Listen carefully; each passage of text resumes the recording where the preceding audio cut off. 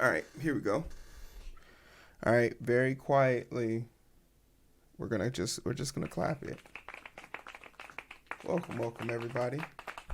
How you doing? My name is Hero. This is Coding with Strangers, and I've been listening to your comments, your suggestions. Said that whole explosion thing is too much in the beginning. I'm a man of the people. I'm gonna do what y'all need me to do in order for y'all to be happy. But I'm still gonna sing to y'all. You feel me? I wanna talk about something. And what I want to talk about is sort of a mixture of technology and sort of a mixture of like policy and government. Now, this isn't going to be dedicated to me railing on Elon Musk, but I think it should be made apparently clear that I probably am not his biggest fan. I do find him to be a tad bit, como se dice, off kilter and a little off putting with some of his decision makings. But for whatever it is that you take him for, it's just interesting to see how his platform and the technology that he owns has become so estranged. So Elon Musk will be investigated over fake news and obstruction in Brazil after a Supreme Court order. Now, before we start, I just want to know, we don't have a treaty to extradite our own to Brazil, do we? Unless they've been found guilty of high crimes and misdemeanors here. That's the only time we were sending them back. But even then, I don't think we've ever sent any extradited anyone back of this caliber, at least. And for a little bit of context, if you don't know, Elon Musk owns Twitter. I know it's called X, but throughout this whole entire article, I'm always going to call it Twitter. It's still Twitter on my phone. I never updated it. Everything's still a Twitter bird on my phone. And that makes me believe that at some point, when I try and sell my phone, this iPhone 12 Pro Max, it's going to be worth a lot more money because the original Twitter logo is still on there. So, clap it up for me. I'm thinking ahead of time, thinking about the grind.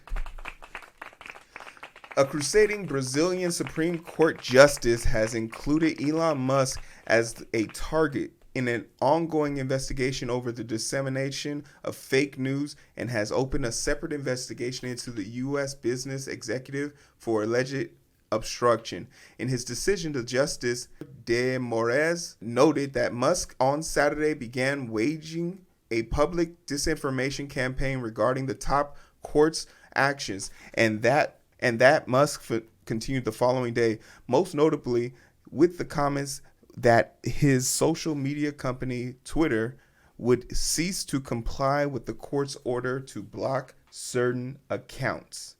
So they're mad that Elon Musk won't block certain accounts on his own platform. Brazil has a liberal government right now. That seems really dictatorish. I don't know how. Ooh, that seems kind of. The liberals are doing a dictatorship. I don't think that's good. I don't think that's good. Musk, the CEO of Tesla, SpaceX, who took over Twitter in late 2022, accused Moraes of supporting suppressing free speech and violating Brazil's constitution. Okay, so they do have a constitution and they do have freedom of speech in there. And noted on Twitter that users could seek to bypass any shutdown of social media platform by using VPN or virtual private network. Musk will be investigated for alleged intentional criminal instrumentalization of Twitter, part of the investigation into the network of people known as digital militias who allegedly spread defamatory fake news and threats against the Supreme Court justice. According to the text of the decision, the new investigation will look into whether Musk engaged in obstruction, criminal organization, and incitement. So the thing that I gotta take from here is, okay, this is gonna be hard for me, but The worst person in the room just made a great point. Elon Musk, whether you like him or hate him, is by extension defending freedom of speech. And as a person who actually does value freedom of speech, being a person who's had their speech suppressed, I understand how important it is for people to be able to speak freely. And duly noted that even if what they're saying is wrong, now if they're inciting violence and things of that nature, then they should have stated that. But they're just worried about misinformation. And for all of you that don't know, Brazil also had a 1/6, being a January 6th, just like America, where a group of people rushed the legislative office and collectively did nothing. Multiple people were arrested, multiple people were sentenced, but they overall accomplished nothing. But a lot of people believe in the Brazilian government. When Bolsonaro lost control of that government, he became a Trumpian type of person who incited a lot of violence and told a lot of stories about how their government wasn't being run fairly, which caused a lot of their citizens to take up arms and try and revolt, even though their election was, for all intents and purposes, held with held with no scrutiny about illegal actions. The thing that's kind of mind-boggling is, in an effort to try and keep things copacetic and peaceful, they've taken a very tyrannical approach. The Brazilian government is wrong here. Let's just be flat out. Trying to suppress the freedom of speech of people, whether they're right or wrong, is not your job. That's not what you were elected to do. The fear that people might not get the right information is sort of insulting to the people that elected you. If you don't think people who were smart enough to elect you can discern truth from lies, it makes me wonder, is your messaging accurate? Is your messaging appropriate? You guys are in charge of news networks. You guys can have 24-hour, 7-day-a-week conferences. Hell, you guys can go on Twitter and tweet yourselves what are truths and what are not truths. You could pay someone to do that. You could literally create a job, a social economic position of creating jobs for just combating disinformation, and no one would be angry for you for doing it. But the taking the approach of shut up or move on is kind of dictatorish, and it does resemble the early slippings of how tyrannical governments are raised. Because first it's censoring misinformation, then it's censoring information you don't like, then it's censoring information from people you don't like, then it's putting those people in jail so they don't get to talk to no one. And we don't need to wonder what this looks like. There's a Russia, there's a China, there's a bunch of places where this happens unabated, unremote. So while I sit here and praise Elon Musk for making a good point and doing something right, it doesn't go without saying, no one is beyond reproach. Because we then have this article, Elon Musk on why Twitter has to obey what governments say. This is an article from June 2023, on the 21st of June, from Times of India. And for a little bit of context for this, Elon, sort of in the same position, where the government did not like certain things coming out about their regime, their company, their situations, their issues, and they wanted to have certain parts of Twitter silenced. And Modi, the president or prime minister of India, asked Elon Musk to censor those people, and he put up a fight, but ultimately caved, saying, he further said, "The best we can do is follow the laws in any given country." He also said that it is impossible for us to do more than that. The owner of Twitter further said, "One cannot just apply America to Earth." So I find this hilarious, because the contradiction is grim. It's quite grim.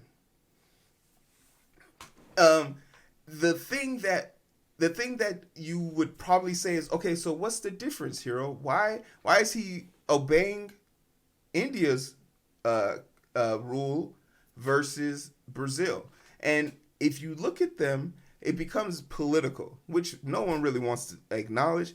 But the fact is, India is a very much so a conservative country, and Elon Musk is conservative as well. While Bolsonaro lost his throne in Brazil to a liberal team, so a liberal White House and a liberal judicial system holds it control over Brazil. Now, are we saying that he's being disobedient because they're liberal? But does the record show that Elon Musk doesn't suppress conservative voices as much as he turns down the volume on liberal voices? The proof's in the pudding, just based on the algorithm on Twitter.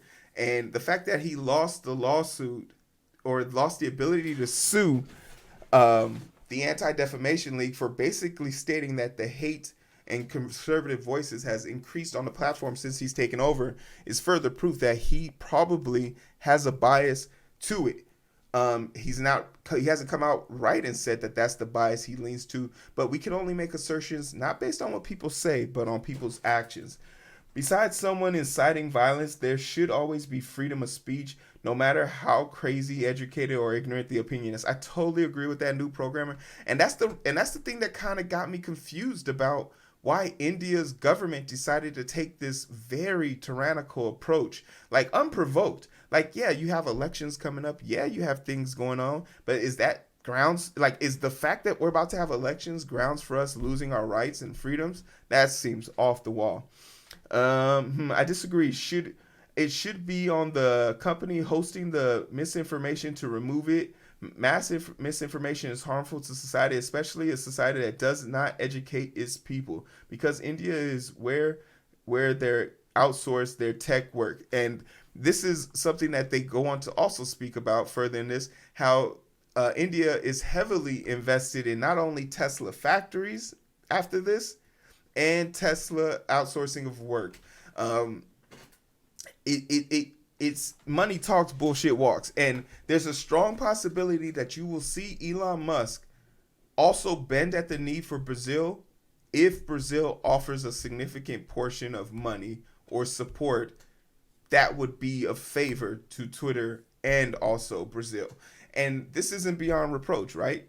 If Brazil says, hey, you know what? Why don't you come open up a factory down here, a Tesla factory down here, and give us control of Twitter in this part of the world? I could see Elon Musk bending at the knee fairly quickly. We know how much of a pat me on the head whore he is. So he's going to do whatever it takes to get those pats on the head. And, you know, there's just so much that you could read into this, but I just want to talk about how the one lame duck in the room finally made a good point. And I'm not beyond giving roses, but I'm also not beyond letting those thorns cut you either. You feel me? Clap it up. It's an explosion in the end of this video. I'm curious to know what you guys think. Are you a Elon lover boy and just suck his toes whenever you get the opportunity?